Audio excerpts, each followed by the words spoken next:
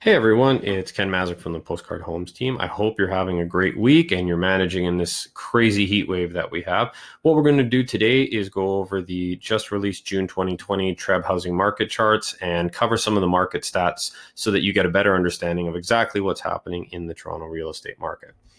First, we're going to be looking at the number of TREB MLS sales, and here we are for the month of June. So in the month of June, we had 8,701 sales, which was down just 1.4% when you compare last year, which is there in the blue, in which we had 8,826 sales. And the interesting thing is we've seen a big surge in sales activity in the 905. Could be a lot more people looking for that extra space, maybe the backyard with the pool in it, it looks like they're going to be working from home for this foreseeable future. And likewise, more buyers are coming off the sideline for that very reason. They know that travel, especially overseas, is going to be out of the cards for quite some time.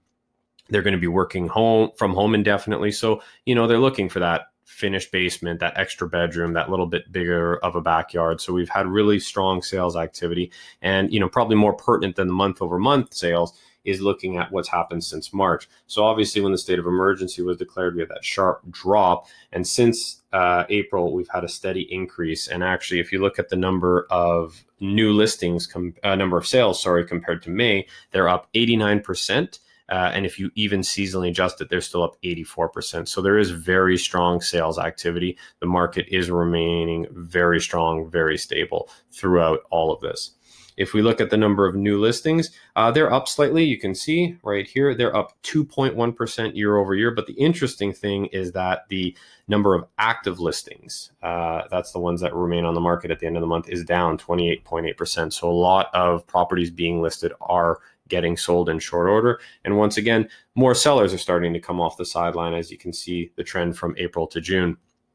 Sellers are getting more comfortable with the idea of selling a house in the midst of COVID-19. Many are vacating their properties. There's strict, COVID-19 showing procedures, masks, disinfectant, and many sellers who, have either bought or selling. And what I'm also seeing more of is people who had planned to, maybe let's downsize in 5 years, or let's get out of the city and move to the country for retirement. If they were looking in a kind of a 5 to 10 year time horizon, this seems to have accelerated their plans a little bit. And they're now listing and moving out of the city now.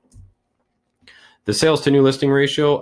So as you can see, it wasn't quite the craziness that we had in February, March of 2017, where you could put anything out there and it would get sold. We're basically right in line with our monthly averages over the past few years. So the actual number is 60.8%. That is the absorption rate that we're seeing in our market, which is terrific, healthy, in line with our averages.